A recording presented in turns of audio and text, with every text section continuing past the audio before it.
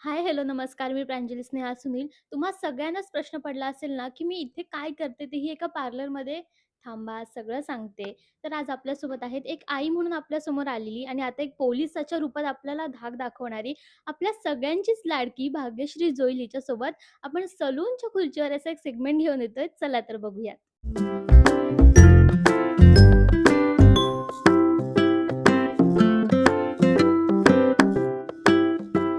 कसं चाललंय मग शूट सातारा, मुंबई, सातारा? चांगलं चाललोय. थोडं हेक्टिक सुद्धा आहे कारण की सुट्टी पडली की मला असं होतं की साताऱ्यात राहून करू काय. हं. काही ऑप्शनच नाहीत ना मुंबई सारखे आपल्याला की कुठे मूवीला जाईन जवळ किंवा काही शॉपिंगला जाईन तर काहीच नाही, सगळं लांब लांब आहे. सो सुट्टी पडली की इकडे या मुंबईला, परत साताऱ्याला जा, मध्ये माझं आयुष्य ट्रॅव्हलिंग मध्ये चाललंय. बाकी शूटिंग मस्त चालू आहे, मज्जा येते मला. बरं, मी आता स्टार्टिंगला येते, हम्म. की ॲज अ रील स्टार म्हणून स्टार्टिंग केली होती. आता तू मोठी आर्टिस्ट आहेस, तर तो प्रवास कसा होता? हा लोकांचा खूप गैरसमज आहे. मी रील स्टार म्हणून सुरुवात केली. मी खूप आधी थिएटर म्हणजे अच्छा. कॉलेज पासून मी थिएटर करत आले. माझं बॅकग्राऊंड थिएटरचं आहे. आणि मग बरीच वर्ष कामं शोधून शोधून पण लवकर मिळत नव्हती. सो मी काहीतरी आपल्याला प्लॅटफॉर्म पाहिजे म्हणून मी रीलकडे वळले आणि लकीली रील चांगल्या चालल्या, आईचं कॅरेक्टर चांगलं चाललं आणि सिरियल मिळाली. ब्लेस्ड आहे मी त्यासाठी. Touchwood. टचवूड. बरं, तर आता ॲज अन आर्टिस्ट म्हणून किंवा रील स्टार म्हणून काय फरक तुला जाणवतोय? फरक असं म्हणजे ऍक्टिंगसाठी तरी मला काही जाणवत नाही, कारण की दोन्ही गोष्टी वेगवेगळ्या जरी असल्या तरी तुम्ही काम तेच करताय. रीलसाठी असं वाटत असेल लोकांना की मेहनत नाहीये, तर असं नाहीये. तुमचा अख्खा कॉन्टेंट 1.5 मिनिटामध्ये दाखवणं म्हणजे पण एक चॅलेंज असतं. नक्कीच. सो तिथे एक वेगळा स्ट्रगल आहे. सिरियलमध्ये 12-12 तासाच्या, 14-14 तासाच्या, 15-15 तासाच्या शिफ्ट करून एक वेगळा स्ट्रगल असतो. सो दोन्ही गोष्टींमध्ये काही मला जास्त फरक नाही जाणवत, फक्त प्रत्येकाचे स्ट्रगल वेगवेगळे आहेत. बरोबर. तू तुझ्या त्या रील स्टार वाल्या ग्रुपला मिस करतेस अजून पण? मी भेटते अगं त्यांना, मला सुट्टी मिळते, मी मुंबईला येते तेव्हा मी पहिलं जाऊन त्यांना सांगितलेलं असतं की मी आता येते, उद्या आपण शूट करूयात काहीतरी, आणि मी त्यांना जाऊन भेटते आणि त्यांच्याबरोबर शूट करते. आणि साताऱ्यात असते खूपदा तर मी मिस करते की अरे यार हे काहीतरी सुचलंय आणि करायचं आणि करता येत नाहीये. मग ते तिथे प्लॅनिंग करून इथे ते त्याचं होऊन जातं आल्यावर. हो, होऊन जातं. मोस्टली लिहून ठेवते मी नोटमध्ये की आता हा कॉन्टेंट करायचा आहे, ह्याच्या बरोबर जाऊन मग त्यांना विचारायचं तुम्हाला वेळ आहे का, मग आपण भेटून करूयात ती कॉन्टेंट. तुझ्या सगळ्या मित्रमैत्रिणींमध्ये तुला आवडणारा एक कोण आहे? क्रिएटर मध्ये क्रिएटर. म्हणजे एक म्हणजे मुलगा मुलगीचे वेगवेगळे सांगितले तर चालतील का मी तुला? म्हणजे मुलांमध्ये मोस्टली मी खूप अल्केश बरोबर काम केले. तुम्ही दादूसचे व्हिडिओ बघितले असतील, अल्केश चौधरी म्हणून आहे, तर तो माझा एक फेवरेट आहे कारण की त्याचे माझे व्हिडिओ कमाल चालतात. आणि दुसरी सोनाली आहे, सोनाली गुरव. तिच्याबरोबर माझे जास्त अति व्हिडिओ नाहीयेत, पण तिचं माझं एक वेगळं बॉन्डिंग आहे. म्हणजे सगळ्यांबरोबर आपली ती फ्रेंडशिप नाही होत, पण तिच्याबरोबर ती चांगली एक फ्रेंडशिप आहे माझी. बरोबर. ह्या सगळ्यासाठी घरच्यांचा सपोर्ट कसा होता? माझ्या बाबांना नव्हतं आवडत मी हे सगळं करते. त्यांचं म्हणणं होतं तू चांगलं शिक, तू जॉब कर, हे सगळं करून पैसे नाही मिळणार तुला. सो आता त्यांना कळलंय की असं नाहीये, की इथे पण आहे फ्युचर, करता येतं. तर आता ते सपोर्ट करतात. सुरुवातीला नव्हते, थोडे अगेन्स्ट होते की नाही, पण असं पण नाही अगदी की नाहीच करायचं, जाऊच नाही दिलं, बंधनं घातली, असं काही नाही केलं. आणि आईचा? आई माझी न्यूट्रल होती. तिचं असं होतं की तुला वाटतं ते तू कर. म्हणजे ती चिल आहे, ती खूपच अशी. तिने सोडून दिलं तुला? हा, तुला हवंय ते कर, बोल तुझं आयुष्य, तुला काय करायचं ते तू कर. बरं, आयुष्याच्या सगळ्या फेज मध्ये एक आपल्याला टर्निंग फेज पण कधीतरी फेस करावा लागतो, तर तो कधी आलाय आतापर्यंत? टर्निंग फेज म्हणजे तू म्हणतात म्हणजे ग्रोथ होण्याबाबतीत म्हणतेस का? रील नंतर मला वाटतं सिरियल मला सनची ही पहिली मिळाली, कॉन्स्टेबल मंजू, आणि माझ्यासाठी तो टर्निंग पॉइंट होता. आत्तासाठी ऑडियन्स कडून आलेली बेस्ट मुवमेंट कोणती?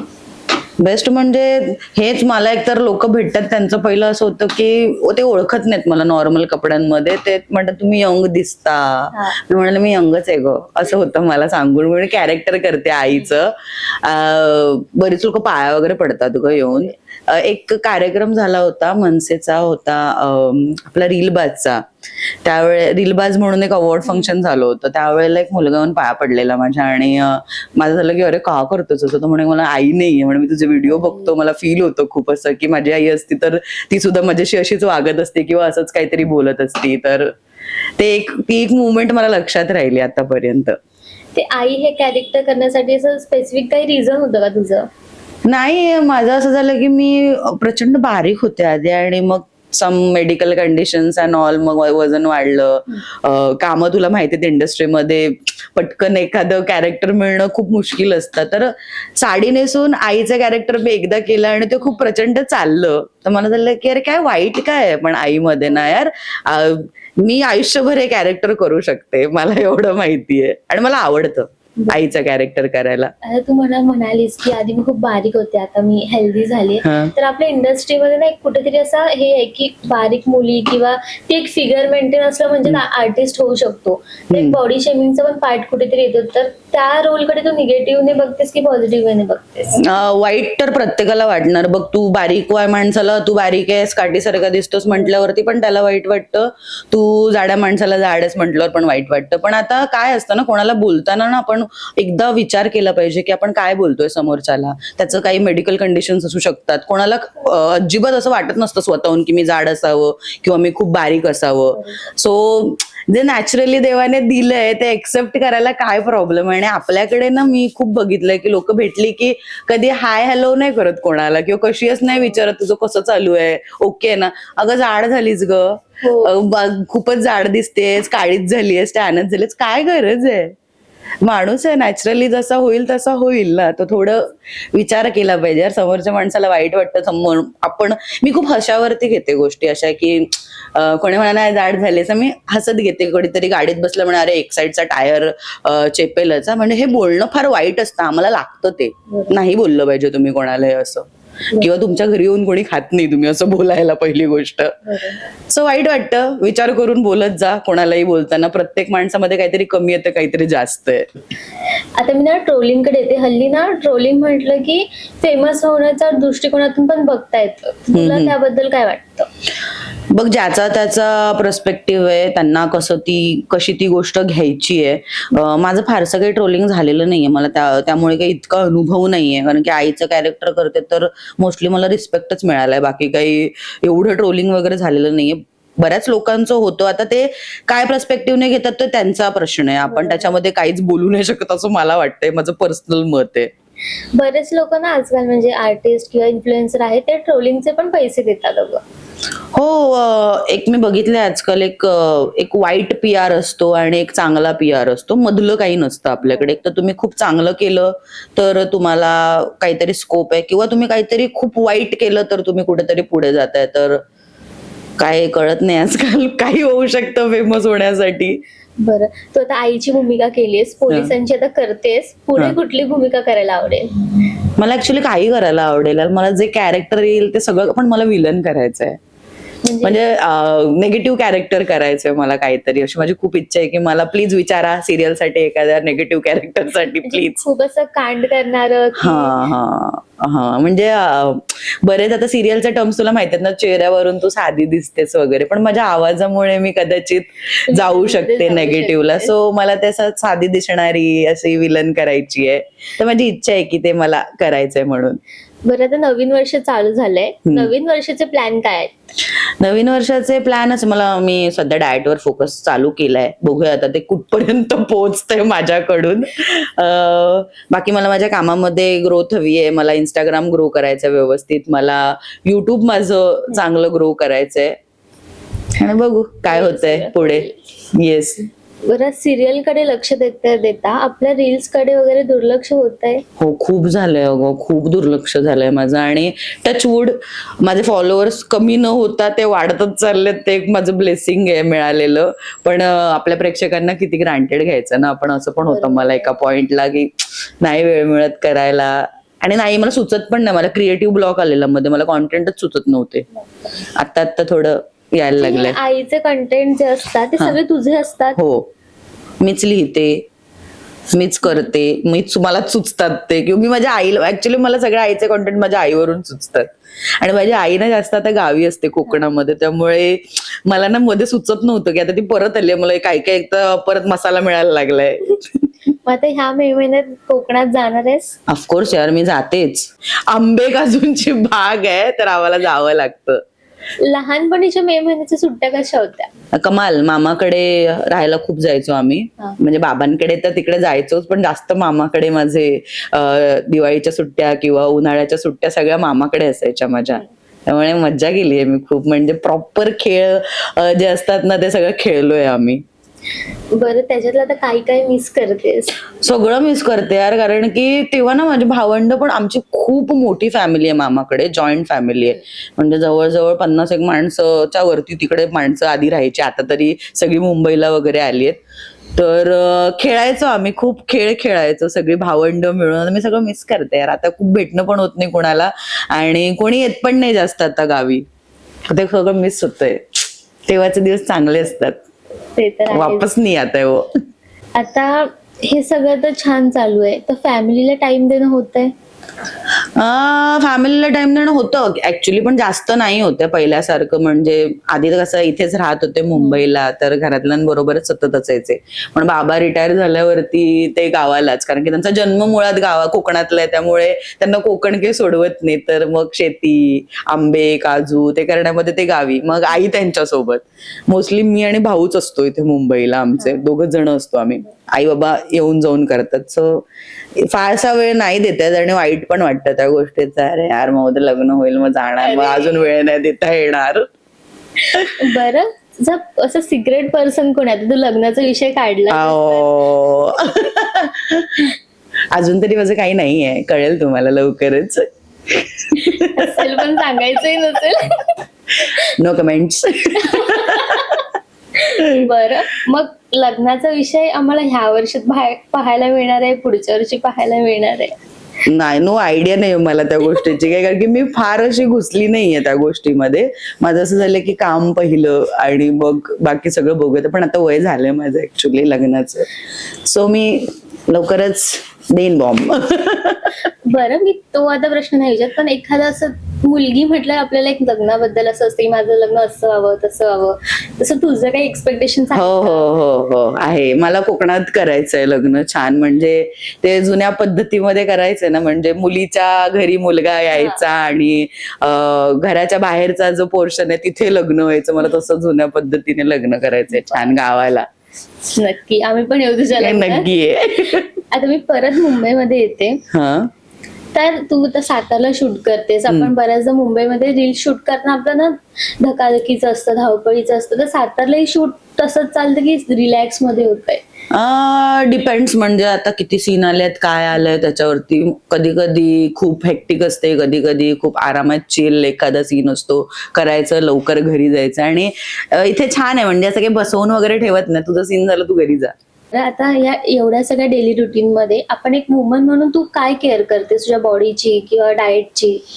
मी आयुष्यात सांगू तुला की डाएट हा नावाचा प्रकार माझ्याने नाही होत, पण मी प्रयत्न करते आता की थोडं आपल्या तोंडावरती कंट्रोल करावा आपण. आणि मी बाहेरचं मोस्टली नाहीच खात, पण माझं घरातलं म्हटलं पण मला वेगवेगळं लागतं बनवून काहीतरी खायला. मी फूडी आहे खूपच. हा, चटपटीत वगैरे. गोड मला इतकं आवडतं की आता मी पूर्ण बंद केलंय सध्या गोड खाणं, कारण की तेच सगळ्यात जास्त धोकादायक आहे माझ्यासाठी.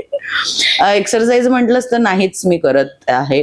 शाळेमध्ये असताना मी रोप करायचे, जिम्नॅस्टिक करायचे, पण मी त्याच्यानंतर माझं सगळंच बंद आहे ते स्टील. म्हणजे आता जाते मी वॉकला वगैरे, थोडाफार एक्सरसाइज करण्याचा प्रयत्न करते मी आयुष्यामध्ये. माझ्या स्किन केअर वगैरे चालू असतो माझा, बस एवढंच. चांगलं खाते, चांगलं राहते. पण असं आपल्या एखाद्या मुलीची असे टिप्स असते स्किन केअरच्या रुटीन मध्ये, तुझी काय आहे? मी ऍक्च्युली नाही देऊ शकत स्किन केअरची टिप वगैरे, कारण की मला इतकं नाहीये नॉलेज त्या गोष्टीतलं. मला फार उशिरा कळलं की मेकअप असतो, तर तो मेकअप काढल्यावरती वेगवेगळं स्किन केअर असतं. म्हणजे एक मार्गदर्शन देणार कोणी नव्हतं, तर ते मला उशिरा कळलं फार की आपण या सगळ्या गोष्टी करायला हव्यात. आणि आता मी थोडं थोडं करते. सो यंग मुलींना माझं म्हणणं आहे की प्लीज स्वतःच्या स्किनची आणि स्वतःच्या शरीराची खूप काळजी घ्या, कारण की एकदा वय निघून जायला लागलं की आपण काही करू शकत नाही.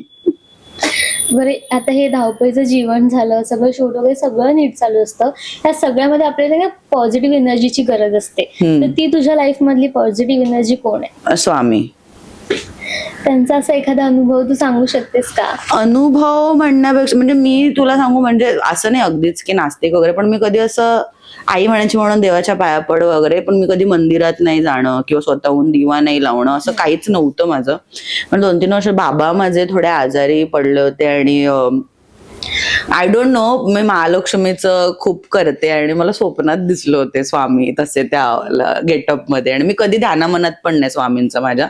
आता लोकांचा विश्वास बसेल नाही बसेल त्याच्याशी मला काही घेणं देणं नाहीये, पण माझा आहे त्या दिवसापासून स्वामींवरती विश्वास. आणि मला दिसलं ते बाबा बरे पण झाले किंवा त्यांना काही नव्हतं सुद्धा, जे दाखवले होते रिपोर्ट्स ते वेगळे आले होते. तर माझा खूप विश्वास आहे. इव्हन सिरियलच्या वेळेला पण मी म्हंटल होतं त्यांना आणि मला त्या गोष्टी झाल्या. म्हणजे जेवढं मागितलंय तेवढ्या गोष्टी माझ्याकडे परत आल्या आहेत. त्यामुळे आहे माझा खरंच स्वामींवरती विश्वास आणि ते आहेत. कुठेतरी एक त्यांची पॉझिटिव्ह एनर्जी आहे. तुम्ही जर मानलं तर देव आहे, तुम्ही जर नाही मानलं तर ते नाहीये.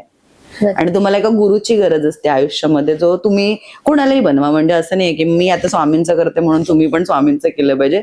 कोणत्याही देवाबद्दल तुम्ही करा, पण करा. एक प्रार्थनेमध्ये एक वेगळी पॉझिटिव्ह एनर्जी आहे. बरोबर आहे. एक मेडिटेशन म्हणतो ना आपण, ते होतं आपल्याकडून. आता ना शेवटच्या भागाकडे आपण येऊयात की आई बाबा तुझे लांब राहतात, तर त्यांना खूप मिस करत असशील, तर त्यांना तू काय सांगशील? मिस तर मी खरंच खूप करते, पण माझी आई इथे जवळ जरी असलं तरी माझे भांडणं खूप होतात आणि मी भांडताना पटकन काहीतरी बोलते आणि मला नंतर खूप असं होतं की असं नाही बोललं पाहिजे आपण आपल्या आई वडिलांना, आणि ते ऐकून सुद्धा घेतात. आपलं म्हणजे असं हे नाही करत. मी बऱ्याचदा असं म्हणाले, मग तुम्ही तुमच्या हौशेसाठी जन्म दिलाय ना, मला इतकं वाईट बोललं असतं ते काहीतरी, तर मी सॉरी म्हणेन त्यांना. आणि असं मी मीन नाही करत त्या गोष्टी कधीच, पण होतं माझ्याकडून असं. पण सॉरी आई बाबा त्याच्यासाठी. पण मी कधी असं त्यांच्या विरोधात जाऊन कुठल्या गोष्टी नाही केल्यात आतापर्यंत. त्यांना लेट डाऊन करण्यासारखं मी काही नाही केलंय आतापर्यंत. बरं. आणि एक कोणत्या तरी कॅरेक्टरसाठी असं मॅनिफेस्ट करतेस का?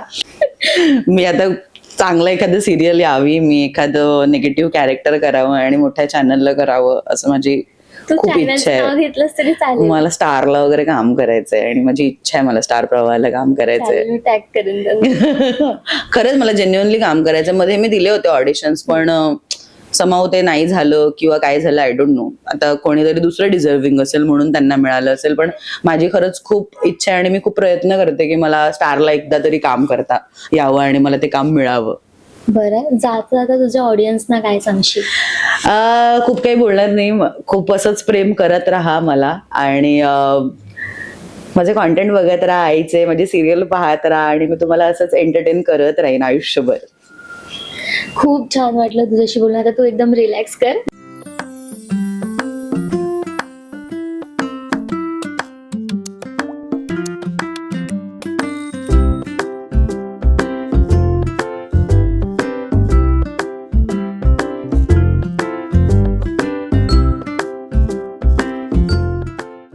तर मग कसं वाटलं ह्या सलूनच्या खुर्चीवर? अरे खूप रिलॅक्स झाले मी आणि प्रचंड छान वाटलंय, मला मजा आली आणि असा काहीतरी सेगमेंट पहिल्यांदा केल्यामुळे अजून जास्त मजा आली. तू असंच भरपूर लोकांचे इंटरव्ह्यूज घे, पॉडकास्ट कर आणि मला मजा आली. Thank you. Thank you so much.